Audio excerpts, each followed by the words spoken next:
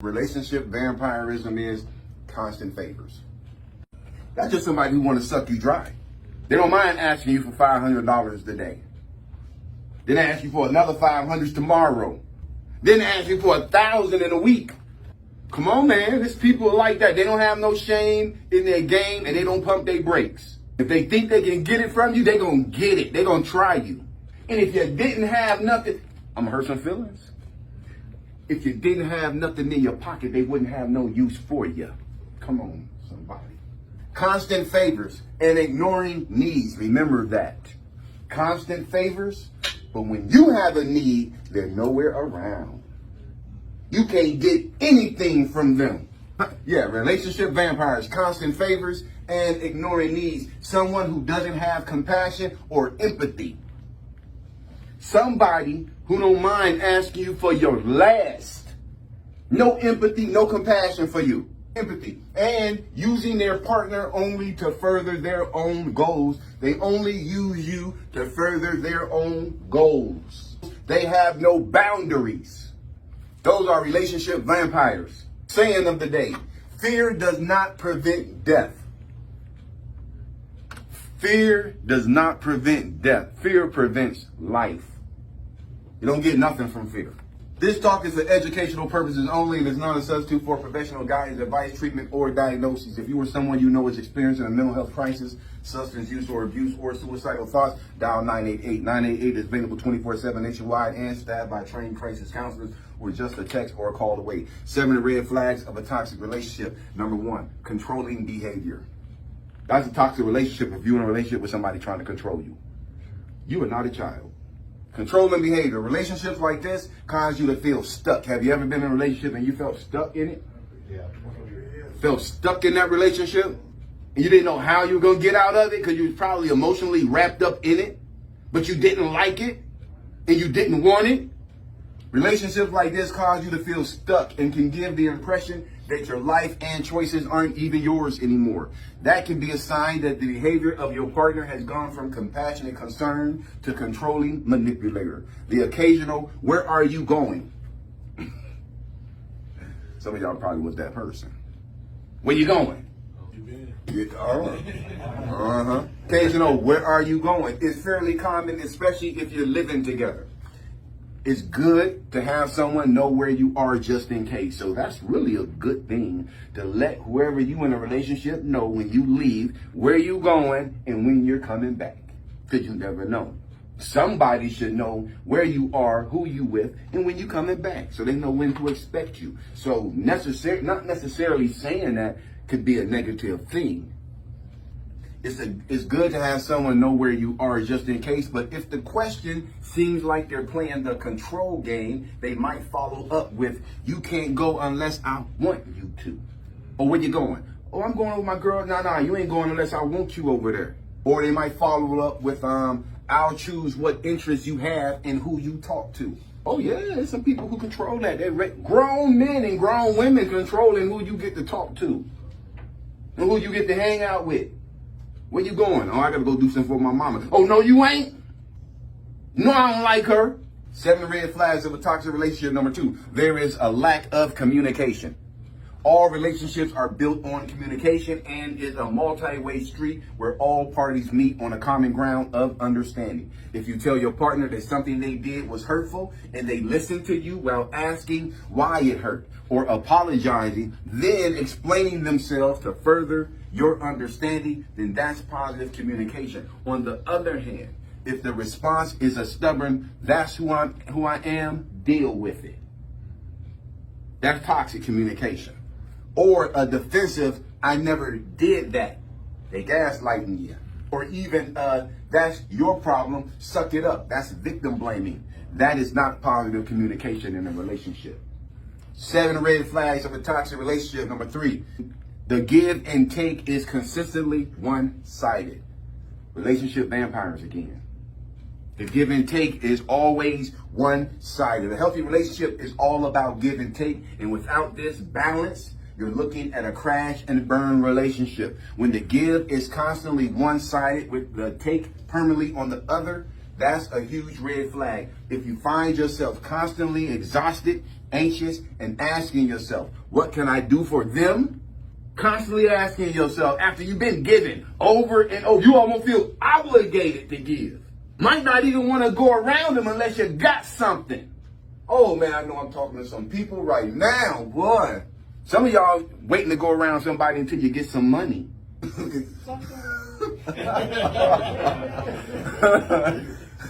When the give is constantly one-sided with the take permanently on the other, that's a huge red flag. If you find yourself constantly exhausted, anxious, and asking yourself, what can I do for them, while they're always laid back and nonchalant?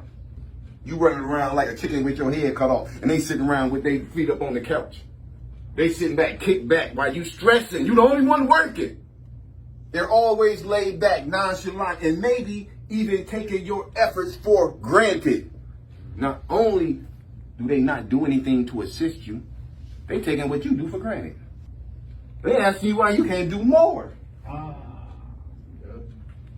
It's time to ask them and yourself, what is the purpose of this relationship? You need to ask yourself a question if that's the case. 7 red flags of a toxic relationship. Number 4, there is no healthy boundaries. There are no healthy boundaries. As close as you and your partner may be, boundaries still need to be present. So that says that no matter how good the relationship is, there still needs to be boundaries. If you got one of them Cosby Show relationships, them Huxtable relationships where y'all always kissing and touching each other, you still need boundaries. You still need respect. As close as you and your partner may be, boundaries still need to be present. A relationship with no boundaries means that one or both are relationship vampires. A healthy relationship requires mutual respect, and part of that respect is healthy boundaries. 7 red flags of a toxic relationship. Number 5, your partner uses your personal information against you. Oh, man, they do it all the time now, man. You have people, man, put all their business on Facebook, online nowadays when the relationship don't work out. They'll sit there and talk about every incident that the person disrespected them, even if it make them look bad. Your whole relationship, stuff that ain't never supposed to be outside of your relationship, is on social media. When you see a person post something like that about somebody who they was in a relationship with, that's a red flag to let you know not to deal with that person. Because even if we break up, I don't have to go to Facebook and explain my side of the story. And number 2, Facebook don't care. And the only people who will care are the people who don't matter. Using your personal information to harm you is not a little thing. Let me say that again. See, this is the type of stuff where you got to cut the relationship off for real. Because when they go this deep, when they go that low, ain't no forgiveness, ain't no going back after that, man. When you betray me and try to make me look bad to the public, to the world, you want to run my name in the ground? Make me lose my job? You want me to lose my respect of the people who respect and love me? You want to put me out there and embarrass me? Ain't no coming back from that. You'll never get another chance to do that to me again, because what that says is you betrayed me. You took information that everybody didn't have, and because I felt vulnerable with you, and I let my guard down with you, and I let you in, and it didn't go right, or you got angry with me, and you decided that you're going to make me look bad. And even though I'm still standing and I survived it, here you want to come later on, how you doing? Better than you? Using your personal information to harm you is not a little thing. That's a capital red flag crime. Now you online. That's why her ex took her and threw her out, because she was sleeping with his best friend, because she ain't nothing but a nasty old hoe. He just took that information and weaponized it. When a person does that, that's straight up backstabbing and below the belt dirty play. Chances are the information was told in confidence, as it was understood that it was not meant for public consumption. Using that information against you just so they can look good and further their own agenda proves their superior. Prove they think they're superior, or any other self-serving reason. These are grounds for break-off. Anybody does that against you. Anybody uses your personal information to make you look bad, to drag you down, to make people who like you not like you, to give a certain impression of you, you need to leave that relationship and leave that person alone because they will do it again. That's dirty play. That's hitting below the belt. That's kicking somebody when they down. 7 red flags of a toxic relationship. Number 6, they do not acknowledge your relationship in front of other people. If you're in a good, healthy, worth it relationship, the question says, why would you hide it? Under normal circumstances, if the relationship is hidden, they're saying that they're ashamed of it. Or worse, they might be ashamed of you.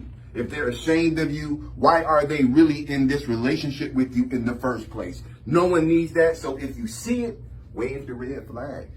7 red flags of a toxic relationship. And the final one, number 7, your partner constantly surrounds you with negative energy. That is no way to live. And I'm going to tell you right now, you get in a relationship, a situation where it's constantly toxicity and they're surrounding you constantly with toxicity, it's going to start feeling normal. So arguing and fussing and acting immature is going to be common in your relationship. The red flag here is when your partner is constantly introducing you to and maintaining negative emotional or physiological stress. Example, whenever you talk to them about a new goal, instead of discussing ways to plan it out, they're constantly finding reasons to shut it down. Beyond conscientiously warning you of possible dangers that you may be unaware of, they outright close off the possibility or drag you for wanting it in the first place. So what they're saying is, whenever you're trying to do something or you're trying to accomplish something, they're trying to discourage you from accomplishing it. And like I said, an example is whenever you talk to them about a new goal, instead of discussing ways to plan it out, they constantly find reasons to shut it down, beyond conscientiously warning you. Because now, sometimes when we're talking about a goal, we need somebody who's on our side to tell us of certain things we haven't thought of when it comes to the goal. Y'all hear what I'm saying? Because sometimes you might be thinking about a goal, and you're like, I'm going to go ahead and do this. And then somebody you know who care about you or you're in a relationship with, like, hold up, though. Did you think about doing this? You got to do this, too. And you're like, oh, thank you for that. This isn't that.